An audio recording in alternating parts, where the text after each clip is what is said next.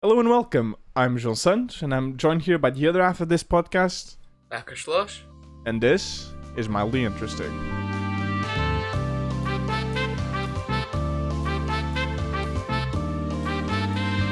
Mildly interesting.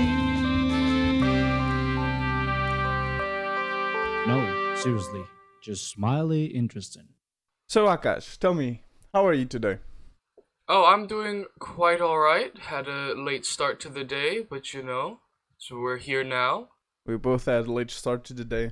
And actually, our next news topic, I feel like we're a bit late to it now. Okay. So many things happening at the same time that I don't think it's even a problem. Ever since the 2014 annexation of Crimea, the love triangle between Russia, Ukraine, and, well, everyone else really has been shaky, to say the very least. Now, we have a new conflict brewing with NATO and the US warning that there is a possibility for a large-scale Russian invasion of Ukraine. And in response to the massive buildup of troops at Ukraine's border, the US and NATO have consistently been trying to de-escalate tensions, while still warning that any large-scale invasion would be met with serious economic repercussions. As a result, Russia has issued a number of demands which include banning Ukraine from entering NATO and limiting the deployment of troops in NATO's eastern flank, basically returning the international body to where they were once in 1997. These requests have been largely rejected. While there have been a number of talks between these parties, none of them have really amounted to much yet. So where are we now?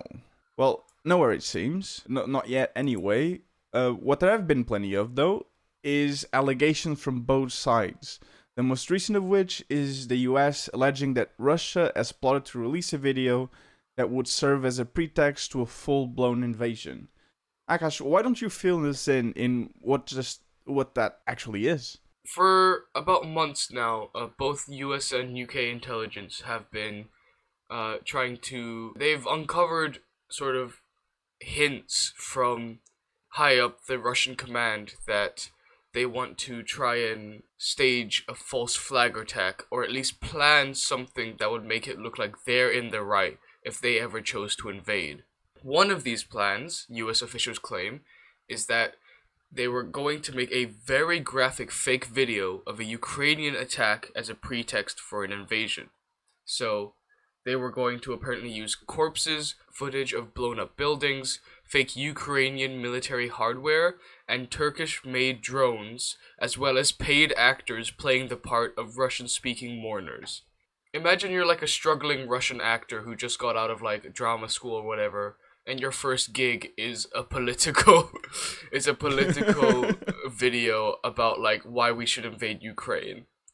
They did the Deputy National Security Advisor, Jonathan Feiner, he did state that they don't know definitively if this is the route that Russia was planning to take, but they know that this was an operation that was under consideration, and that part of the video that used Turkish-made Bayraktar drones, because they were going to use Turkish-made drones, it was going to implicate that NATO was also part of this fake Ukrainian attack, which would make Russia basically look like a victim.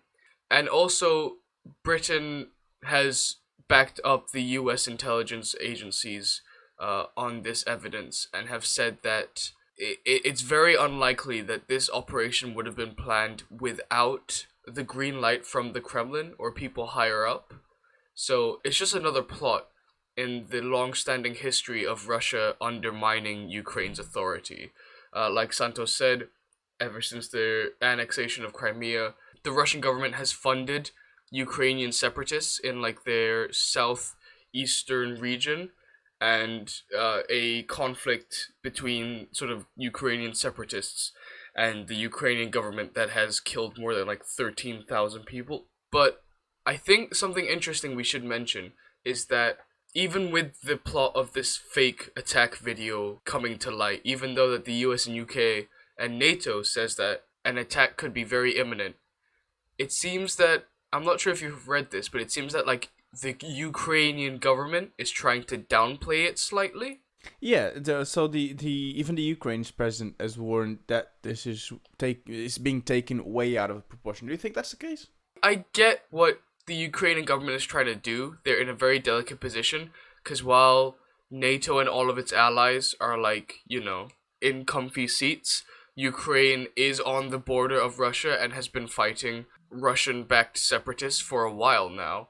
But the Ukrainian government's response has basically been to say, like, this is just a war of nerves and it's not going to be more than that. Like I said, there's been a disconnect between what NATO is saying and what Ukraine is saying. For example, there was a report saying that Russia had built up a supply of like extra blood and sent it to regions surrounding Ukraine as sort of like a backup for when soldiers, get hurt or need blood transfers. The Ukrainian government said that this wasn't for an invasion. They basically are trying to calm down the media and do damage control, because I believe they're trying to play a very careful game, because if you keep saying an attack is imminent, the attack is going to come, because that's what the media does. The media hears attack is imminent and they will go, so it's coming. It's on its way. So Kiev is trying its hardest to try and still be cautious, but at the same time not buy into fear mongering and like panic spreading. Yeah, I think it's also very important to point out that as we speak, another player has just entered the conflict. That's China. Oh yes. I don't know if you've heard, but there have been reports of President Xi announcing publicly that China agrees with Russia on how NATO's expansion should be severely limited. And in this view of things, the bullies seem to be NATO and the US. Do you think that China coming into the board will change anything as to what plays out next?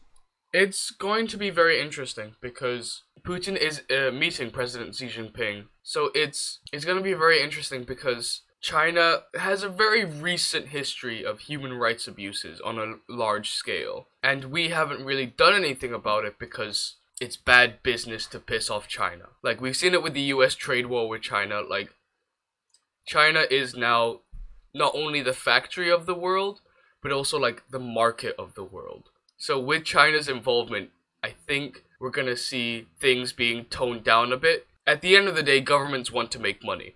And China is the best place to do it, sadly. So, I don't know, I think we're gonna see less of like, we saw the US send like 3,000 troops to Europe to try and like show support for NATO. But we've seen the leaders of Germany and France said that they were eyeing possible visits to Russian President Vladimir Putin in Moscow. And even French President Emmanuel Macron was set to hold his third phone call in a week with Putin later on Thursday, and also talk to Ukrainian President Volodymyr Zelensky. It seems like it's turned, now with China's involvement, it's turned from like an arms race into more of a heavy sort of political offensive now. Because I think everyone realizes that Russia isn't on its own, it has powerful friends. Exactly, and I feel like I have to agree with President Xi, and I don't say this very often.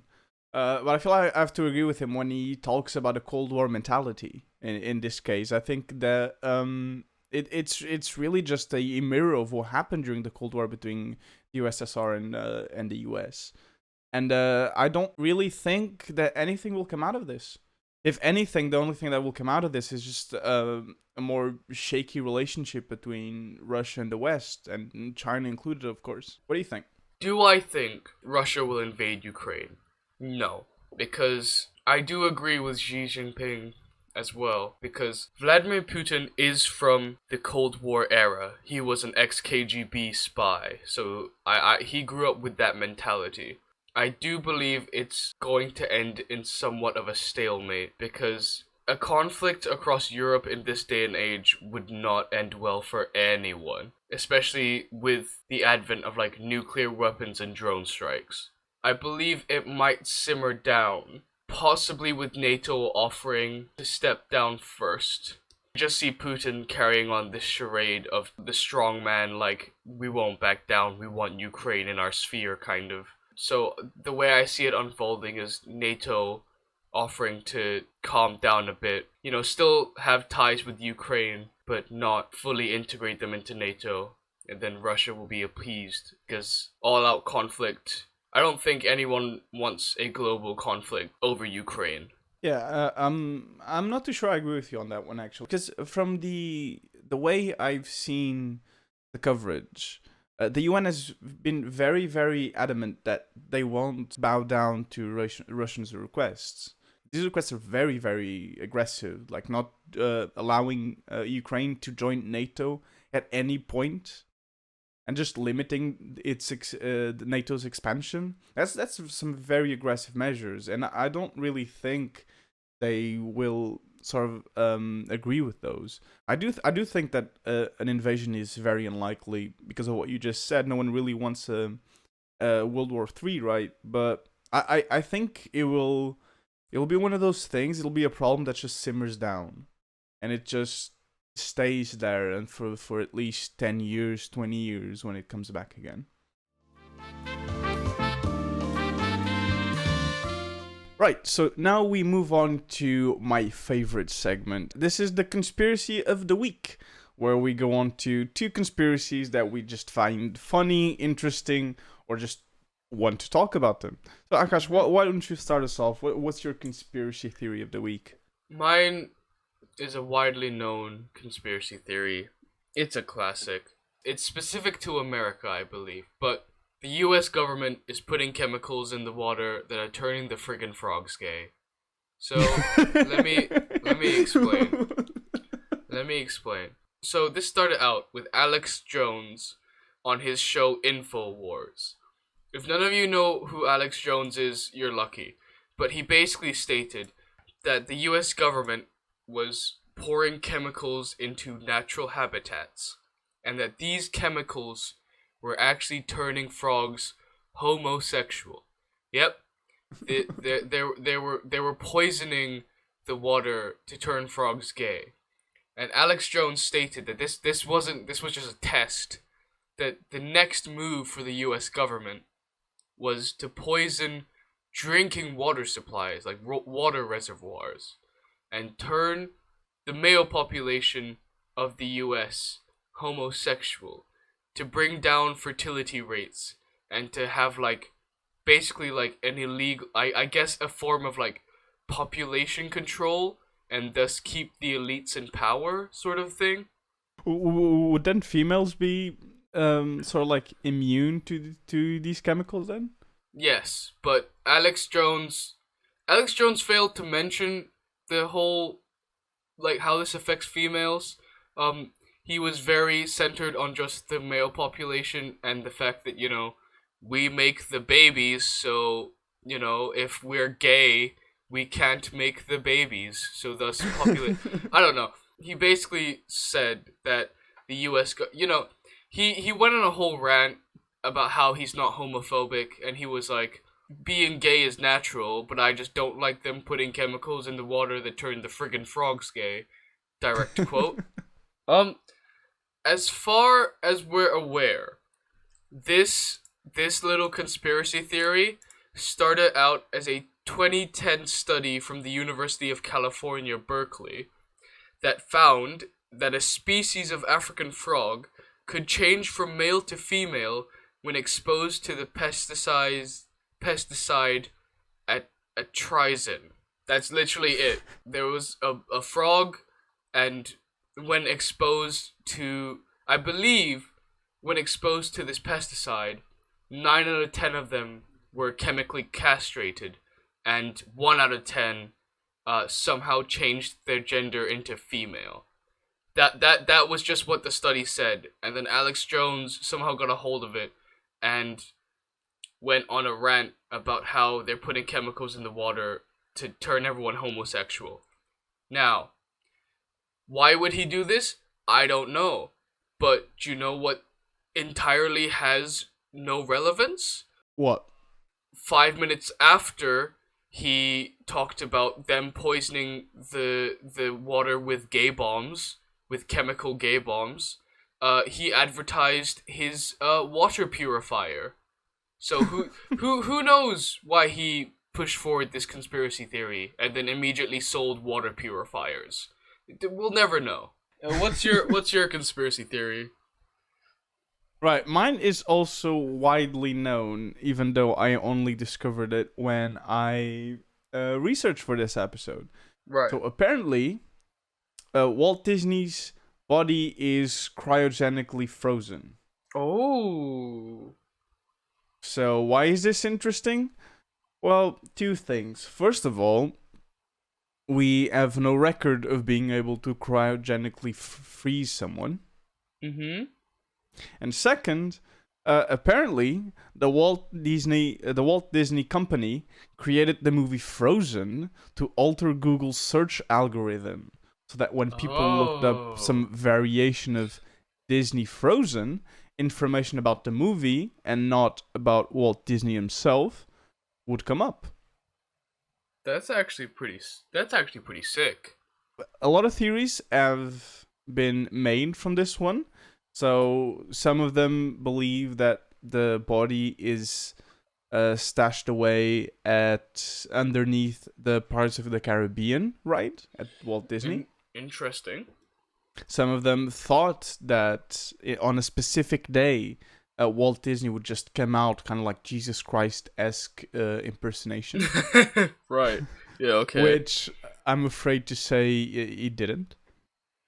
Yeah. And yeah, so for those people, his body is still cryogenically frozen in a hidden vault, waiting for God knows what to happen for him to come out. Now, do you think this is part of science fiction, or do you really think that Walt Disney is the type of guy to freeze himself? Well, when I heard the conspiracy, I thought it was just his brain that was kept in a jar and frozen. I didn't realize it was his whole body. But yeah, it's his whole frozen corpse. Damn. I mean, if we're talking seriously, no, this is stupid. I don't think it's real. But but I'd like to believe that like it's like a King Arthur scenario where like when Disney finally just loses its empire or somehow just goes out of business, Walt Disney will just rise from the grave and like just pump out a bunch of new Disney originals. Like he'll just go, right, I'm saving my company, and then just boom, Despicable Me spin-off about about like how I don't know, like Vector's special day or something. I don't know. I do think if someone were to freeze himself, it would be Walt Disney. Unfortunately, I do think for now it is science fiction more than it is reality. Now we move back onto a topic that we actually covered in our very first episode. You should go check it out. In our first episode, we covered the conflict in Ethiopia, how an ongoing sort of what started out as a small rebellion in the Tigray region turned into an all-out civil war in Africa's second most populous country of Ethiopia. Since the 3rd of November on 2020, it started off in the Tigray region of Ethiopia. Many roots of the ongoing civil conflict within Ethiopia dates back to the mid-20th century and earlier, following the 2018 dissolution of the Ethiopian People's Revolutionary Democratic Front. There was an increase in tensions within the country, with newly resurgent regional and ethnically based factions carrying out armed attacks in multiple conflicts throughout Ethiopia. Over the last year, hundreds of thousands of people in Ethiopia have died, and more than 2 million people have lost their homes. There are currently more than 100,000 children at risk of starving to death, with a total of 5.2 million people needing emergency help. This is an all-out civil war, essentially. The main combatants is the Tigray People's Liberation Front. These were the people in charge of Ethiopia after they liberated it from a Marxist militant government in 1991. The TPLF oversaw economic growth in the country, but also oppressed political opponents and free speech, with torture being commonplace in government detention centers. People started to rise up against the TPLF, and in 2016, Mr. Abiy won his election based on promises of democracy and liberalization. Abiy purged the government of TPLF ministers and charged many of them with corruption and human rights violations. He created a new coalition party, which the TPLF was refused to join. And on top of that, he stripped the TPLF of its status as a legal party and they classed them as a terrorist group. So all of this was already brought tension to a boil, but this escalated when the TPLF attacked a government military base in November of 2020. The party said the assault was a response to government troops landing in a nearby region. And seemingly contrary to Mr. Abiy's liberal values, the Prime Minister restricted internet and phone services while declaring a 6-month state of emergency in Tigray. Obviously, there's a lot more details and sort of a lot more factions in play that we talk about in the first episode. Like we said, like I mentioned, Ethiopia is made out of various ethnic groups, all of whom have their own sort of political parties and their own classed militant groups. But where are we now? Where are we now, Santos? Because the last time we covered this topic, it seemed like the Tigray forces had captured the strategic towns of Dessie and Kombolcha and were actually ready to march on the capital. So what's happened since then? Well, ever since then, President Abiy has declared that everyone knows who's won. So, in an attempt to try and simmer down relations, or at least make it livable, he has released several high-profile political opponents from prison, some of which include TPLF officials, and he has put an end to the state of emergency. But is this really the end? Not really. In fact, in a country already consumed with civil war, the Ethiopian population has constantly been massacred by both war and famine, with drone strikes taking an ever-growing number of civilian casualties. And these drone strikes have continued even after President Abiy tried to renew relations with the rest of Ethiopia. And now, like you said, we're facing more of a humanitarian crisis than really a civil war. With 4.4 million people facing water shortages, almost 40% of Tigrayans suffering from extreme lack of food, and more than a fifth of children under 5 years old suffering from acute malnutrition, and with that number constantly rising. This is really a problem as well, because it's really hard for external aid to get in the country. Obviously, relations are still not good enough that voluntary organizations can just walk in and help those who need. And I'm afraid, and I don't know if you'll agree with me on this, but I'm afraid that this will just become another Afghanistan, in the sense that a lot of organizations don't really want to send money or supplies because they don't really want to acknowledge that a government like this is oppressing so many people. What do you think? Do you think that it will be another Afghanistan, or do you think it will be much easier in this sense? So I'm glad you brought up Afghanistan, because a lot of analysts have actually made that comparison. The 14-month-long conflict has ravaged Africa's second most populous country, and many do compare the events of Ethiopia's civil war to the fall of Kabul, with some using the phrase unfolded with Afghan-like velocity. There's been numerous times where peace could have been negotiated by one side or both of them. When federal forces captured Mekelle in November 2020, when federal forces exited Tigray in June 2021, the establishment of a new federal government, both sides have succumbed to the temptation of trying to be the true victor. No one wants to reach their hands up for peace. They want to raise their hands in victory. And like you said, there are signs that the government is trying to be a bit more pragmatic, releasing senior political leaders. And there was a statement released by the government that said the key to lasting peace is dialogue. One of the moral obligations of a victor is mercy. But bringing both of them to the peace table is going to be very difficult. Even though both of them are in a precarious situation, the government knows pushing into Tigray and fighting them in their home is going to be tough. And the TPLF know that they are getting increasingly unpopular in the rest of the country, and that even the idea of succession and independence from the rest of Ethiopia is a dangerous option.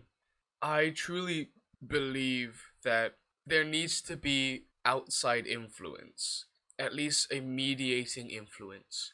We've seen that in the Ukrainian story, Turkey, because of its friendship with NATO and its special relationship with Russia, Turkey's President Erdogan has offered to be a sort of mediator between Ukraine and Russia.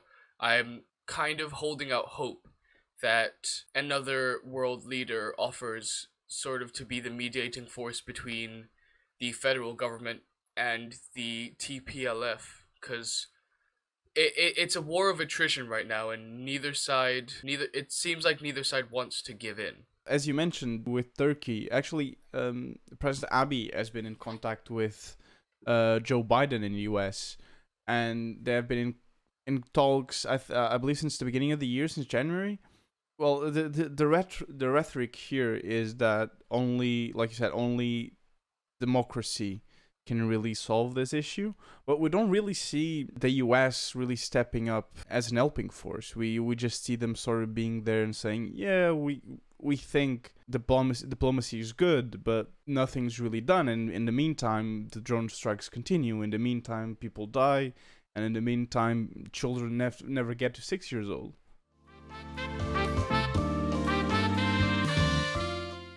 Now, after asking all the hard questions, I feel like we need to simmer down, soften up a bit, and we have to ask the dumb questions that only we would ask. So, Santos, what is the dumb question that only we would ask that you've brought to the table today? Alright, do you know when people, try grasshoppers, or they try an insect, or they try something they've never tried before, do you know how they always say that it always tastes like chicken? Right. So, what would we taste like to chicken? Oh, no, that is true. What would we taste like to chicken?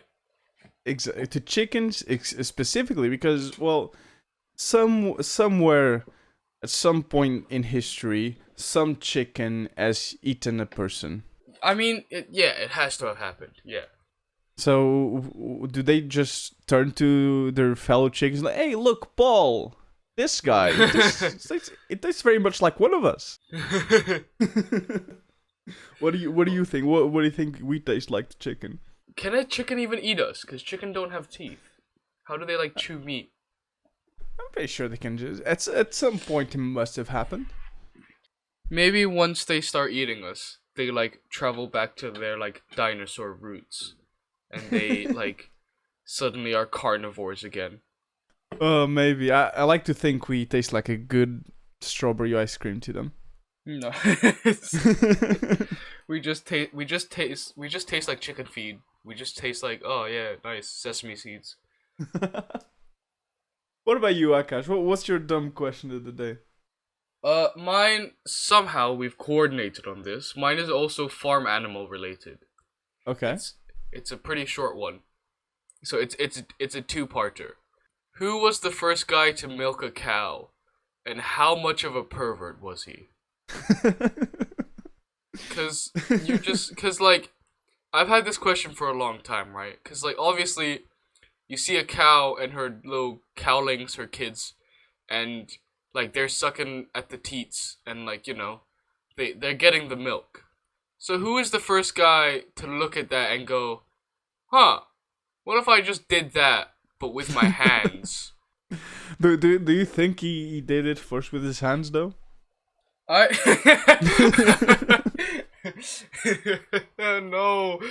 I didn't think about, no, I don't want to imagine just the first guy who domesticated a cow going I mean, they look like they're having fun. I want to just, join in. I do think that whenever it started, that's how it started. It was just some random person seeing the little cowlings having fun and just, wanted a crack at it, and then just liked it so much he decided to pour it into a bucket. Yeah, he was like, "Damn, this is good stuff." Yeah. I feel like the first guy who did it, he couldn't explain to his friends, like he just sucked a cow's udder. So he was like, "Yeah, no, I milked it too, and I brought some milk for you. That's how I drank it. Yep, I milked it with my hands. Yes."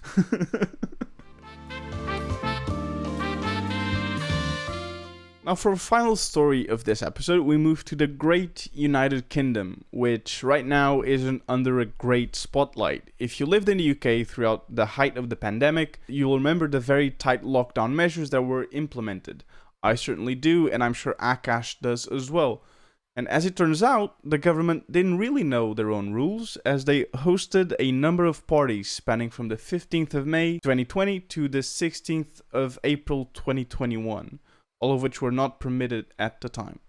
Now, this isn't necessarily a piece of fresh news, but just a few days ago, a report by Sue Gray was published in which she analyzed documents, photos, and videos to determine the gravity of these parties. These findings suggest that 16 events took place in Downing Street or the Cabinet Office, such as the 19th of June 2020 Boris Johnson birthday party. Why is this interesting? Well, up until now, Boris had denied any knowledge of these parties, but to me, he does not sound like the type of guy to miss out on his own birthday celebrations. And after this report was published, Boris has apologized, but seemingly does not intend on resigning. What do you make of this, Akash? What do you make of the report results? What do you make of the allegations thrown at Boris Johnson and the whole Tory government? So, it really is a case of hypocrisy, because people have compared Johnson's parties at number 10 Downing Street to the fact that the Queen had to have a socially distanced funeral for her husband. In fact, a lot of articles put the photos side by side of the Queen like mourning alone and Johnson holding up a pint of beer. So it really is a case of hypocrisy where the government sets rules for everyone to follow and yet don't follow it themselves. The legal side of things, Johnson could get away with this and come out the good guy if he proves that he didn't actually organize or attend these parties. One argument that was used to defend him was that during his birthday, he didn't actually plan it, he didn't know what was happening, and that he was, in their own words, ambushed by cake. Which is the stupidest line to ever come out of a member of Parliament's mouth, but here we are. However, the number 10 Downing Street photographer, whose salary comes out of taxpayer money, has submitted 300 plus photos to the Met Office, the police, Scotland Yard, and also to Sue Gray, who filed the report. 300 plus photos documenting 16 separate parties, including Johnson's birthday party, where a bombshell photo dropped that he was in fact enjoying a beer at his own party, so he did in fact attend it. All of this come to light has just enraged the British public because while we were told that partying was illegal, the Tories managed to just have 16 parties. I really just love how mad they must be at that photographer. It's just funny to me. It is all. It's just funny to me that they would even let themselves be photographed committing an illegal act. You would think that for expert politicians, they would be much better at navigating, the law and crime. Following restrictions that they put down. Several political figures, which include former Minister Nick Gibb, have pushed for a letter of no confidence, with the latest of these being Aaron Bell, who was reported submitting one, making him the 17th known Conservative MP to do so. Now, we still need at least 54 MPs for a vote of no confidence to happen, but do you think that Boris Johnson will have the same fate as Theresa May, for instance? This is a make or break moment. Because along with the letters of no confidence, literally just within the past few days, 5 of Johnson's top aides have resigned. One of them, I believe his head of policy, wrote a just seething letter of resignation because in the debate where Parliament was discussing what happened in the Sue Gray report, the redacted Sue Gray report, because details had to be left out because the police are investigating, so they don't want sensitive information, going out to the public or whatever. But in the Parliament debate where they were discussing the redacted Sue Gray report, Johnson, just out of nowhere, repeated a lie that circulated online that Keir Starmer, the opposition leader, that he was responsible for not prosecuting Jimmy Savile, the widely known pedophile, which is like, it has no relevance, Johnson. And Johnson refuses to take back what he said, and instead it sort of defended himself and doubled down by saying, oh, it wasn't like a personal attack, it was just me stating that he was in charge of the prosecution court or whatever, and that his organization, so he wasn't attacking Stammer himself, but rather the organization he led, or something or the other. Basically, he accused the opposition leader of letting a pedophile get out of jail. Like I said, this is a make or break moment where Johnson is seeing his power crumble around him.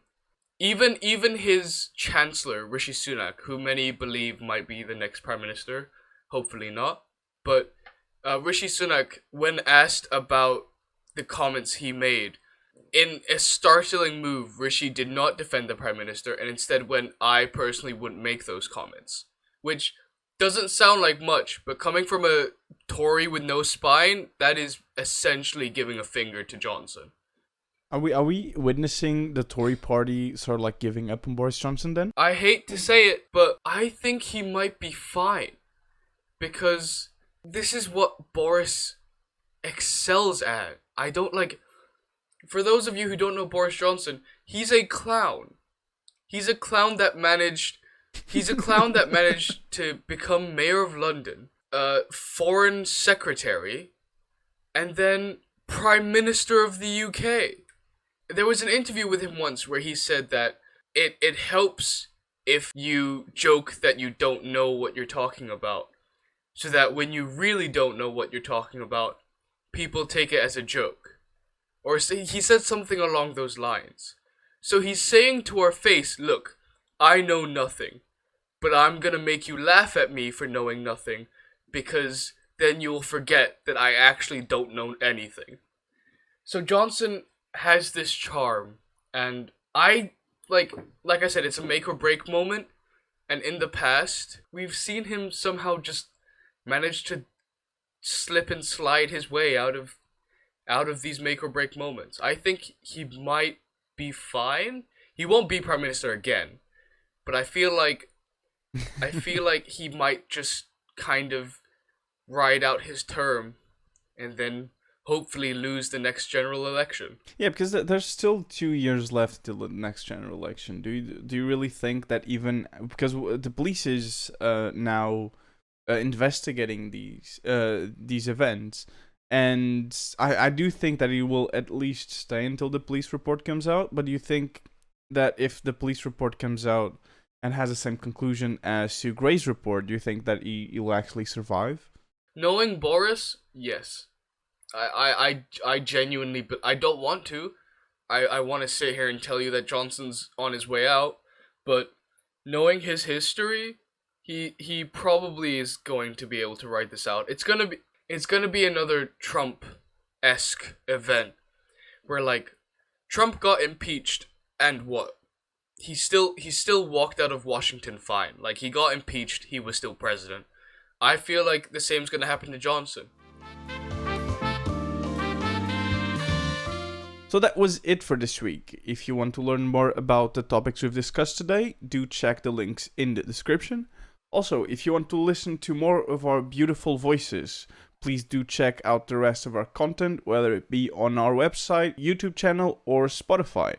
Follow us on all the social media platforms so you never get tired of reading and interacting with our posts. And without further ado, I was Vincent. And I was Akash Lush. And this was Mildly Interesting.